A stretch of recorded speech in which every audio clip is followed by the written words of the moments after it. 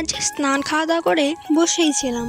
তখন মনে হলো আমি যে কাজটা করি সেটা তো অনেক দিন থেকে করাই হচ্ছে না, তাহলে আজকে এই কাজটাই করা যাক।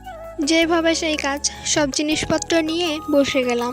আচ্ছা, আমি কি কাজ করি তোমরা কি কেউ জানো? এর আগেও আমি ফেসবুকে আপলোড করেছিলাম। হ্যাঁ, আমি একটু একটু ব্রাইডাল মুকুট বানানোর চেষ্টা করি। জানি না ভালো হয় কি না, তবুও চেষ্টা করি।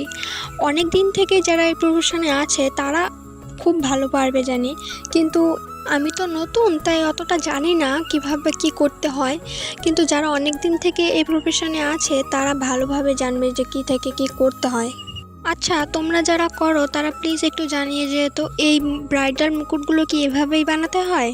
আমি তো যেভাবে জানি সেভাবেই চেষ্টা করি, আর আমার চোখে খুব একটা খারাপ হয় না, ভালোই হয়।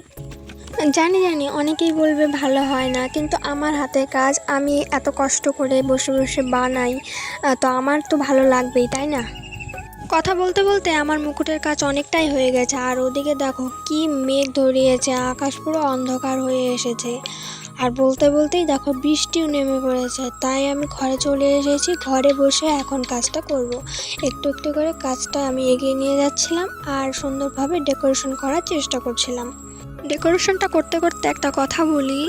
আচ্ছা, তোমরা কি কেউ কোচবিহার থেকে ভিডিওটি দেখছো? যারা কোচবিহার থেকে ভিডিওটি দেখছো তাদের জন্য বলছি, তোমরা কেউ কি আপকামিং ব্রাইড আছো? যারা আপকামিং ব্রাইড তাদের জন্য, তোমরা যদি কেউ আমার কাছ থেকে ব্রাইডাল মুকুট নিতে চাও তাহলে আমার দেওয়া স্ক্রিনে যে নাম্বারটি রয়েছে সেটিতে যোগাযোগ করো।